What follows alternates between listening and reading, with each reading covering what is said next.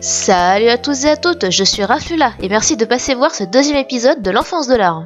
Aujourd'hui, on va s'attaquer à un gros morceau, une question qui n'a cessé d'être posée depuis la première fois qu'elle a été prononcée, quelle est l'utilité de l'art? On a tendance à dissocier l'art en deux gros morceaux, le fond d'un côté, la forme de l'autre. La forme serait l'aspect purement visuel et esthétique. Est-ce que c'est beau? Est-ce que les proportions s'équilibrent? Les couleurs s'harmonisent-elles? Est-ce qu'on apprécie de regarder ça?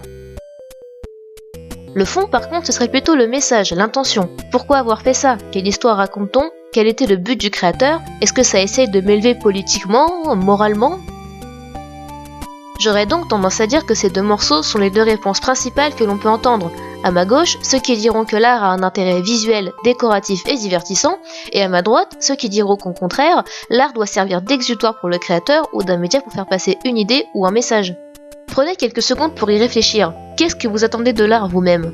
Du divertissement avec le dernier Avengers? Du beau avec une petite naissance de Vénus bien académique? Ou peut-être que vous attendez qu'on nourrisse votre conscience politique en lisant un peu de Victor Hugo? J'ai pas encore trouvé de réponse qui me convienne pour moi-même, même si je suis foncièrement contre les personnes qui jugent une œuvre pour ce dont elle a l'air sans se demander pourquoi elle a l'air de ça. Je vous renvoie à mon premier épisode sur Picasso. Ce monsieur est l'incarnation de l'expression ne pas se fier aux apparences. De même, je vais pas chercher à vous faire pencher d'un côté ou l'autre, ni à vous faire changer d'opinion si vous en avez déjà une.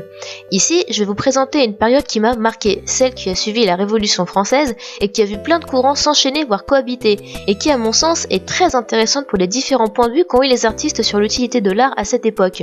Que je nourrisse vos opinions déjà existantes ou que je vous fasse douter de ce que vous pensez déjà, je serai content. On va donc parler de ce qui s'est fait en peinture et en poésie en France vers la fin du XVIIIe siècle et pendant presque tout le XIXe siècle.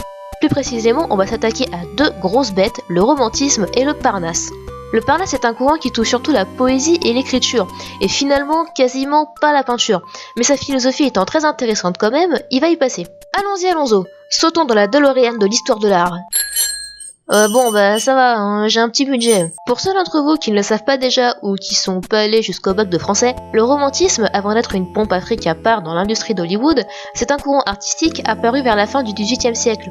Le contexte, 1789, Révolution française, prise de la Bastille, etc. On va dire que les Français sont pas au meilleur de leur forme. C'est dans ce bazar politique et social que naissent les romantiques. Ils font suite au mouvement des Lumières, connu pour un esprit pragmatique, théorique, anticonformiste et plutôt optimiste. C'est grandement à eux qu'on doit la Révolution française, puisque c'est chez eux qu'on retrouve les plus éminents penseurs de cette époque, qui ont remis en cause les systèmes politiques et religieux contemporains en proposant des solutions alternatives, pas toujours réalisables, mais c'est l'intention qui compte, hein, les troglodytes. Je vous invite à vous renseigner sur les troglodytes des lettres persanes de Montesquieu. En gros, c'est l'anarchie utopique vs l'anarchie dystopique. Mais, alors que les Lumières étaient pour la plupart des savants, des penseurs, des philosophes, des gens qui se voyaient comme l'élite et le renouveau sociaux, les romantiques seraient plutôt, à mon sens, les dommages collatéraux des bonnes intentions des Lumières qui ont à l'époque pavé un chemin jusqu'à un petit enfer. Des êtres brisés, jeunes pour la plupart, confrontés à la dure réalité qui les frappe d'un coup en plein visage. Bam! Bien que la révolution de 1789 ait été une petite victoire et un pas vers une amélioration, il faut pas oublier qu'immédiatement elle a surtout apporté famine, maladie, destruction, déchirement entre les classes et les générations. C'est avec ça qu'ont dû vivre les jeunes artistes de cette époque. Et c'est pourquoi ils ont alors créé le premier courant artistique de type emo, le romantisme. Et vous allez comprendre pourquoi j'ai taquine en les traitant d'emo. Croyez-moi, vous allez comprendre. Pour les romantiques, l'art a d'abord fait figure d'exutoire. Ils se revendiquaient des êtres extrêmement sentimentaux, mélancoliques, tourmentés, aux yeux desquels l'avenir se voyait incertain, voire carrément glauque et déprimant.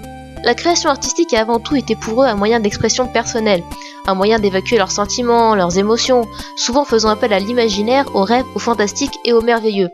Et niveau compo, ils hésitaient pas à en faire des tonnes, hein. Fallait que le spectateur regarde le voyageur contemplant une mer de nuages et se dise « Ouah, cette image me parle trop, je la sens tellement deep au fond de mon cœur, je comprends trop ce que ressentait l'artiste en la peignant. » Et le pire, c'est que je caricature à peine. Les autoportraits de la période romantique font partie de mes préférés. On dirait moi quand j'étais dans ma période manga so dark et que j'essayais de faire genre j'avais des personnages trop profonds et tourmentés. Oh là là, je suis si sentimentale, on dirait bien que je suis un artiste. Les artistes romantiques avaient aussi tendance à se voir comme des prophètes ou des guides pour le peuple, se considérant parfois trop en avance sur leur temps, ce qui a nourri le mythe de l'artiste incompris.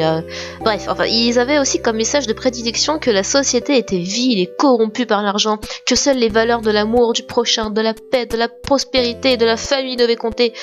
Je vous avais pas menti, hein, vous voyez bien qu'ils sont immo. Et hop là, c'est au tour du Gémeaux diabolique, le Parnasse.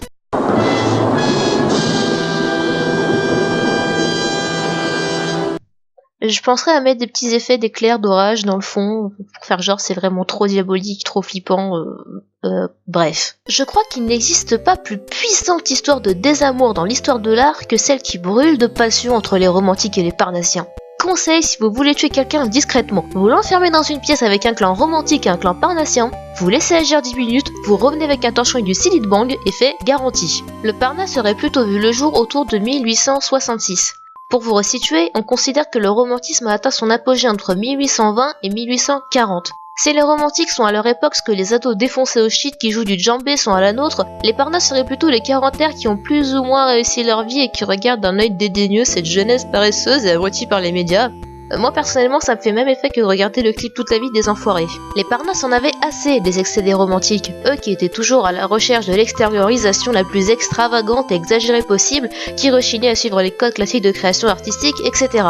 Non, pour les Parnasses, l'art dans le fond c'est simple, il faut que ce soit beau. Mais alors, qu'est-ce que c'est que le beau pour les Parnasses ? Bah alors, très candidement, le beau c'est tout simplement le plaisant. Le plaisant à regarder, le plaisant à lire. Il n'y a pas de message caché à chercher, pas de message adressé au peuple, pas de sens profond ou engagé. L'art doit se servir à lui-même. Il y a des codes classiques pour la création artistique, la poésie se doit d'avoir des belles rimes, les compositions doivent suivre des principes géométriques qui doivent être utilisés selon le genre de l'œuvre, pas question de voir une composition pyramidale dans une nature morte, et le vrai bon artiste, c'est celui qui crée quelque chose de beau avec ses codes, celui qui atteint l'équilibre parfait des formes et des mots. D'ailleurs, leur nom, Parnasse, trahit leur attachement au classicisme. Le mont Parnasse est le mont où, dans la mythologie gréco-romaine, se réunissaient Apollon, dieu des arts, et ses 9 muses. Pour ceux qui ne le sauraient pas, le classicisme attache une importance capitale à la mythologie gréco-romaine. Bah voilà, faut pas me demander pourquoi, je sais pas, c'est comme ça, il kiffe ça. Sinon, il refoulait aussi cette idée de l'artiste inspiré qui se réveille subitement la nuit avec l'idée du siècle. Il prenait plutôt la doctrine de l'artiste qui travaille fort et régulièrement pour s'améliorer et atteindre la perfection. Bon, on va s'arrêter là et réfléchir à ce qui a été dit.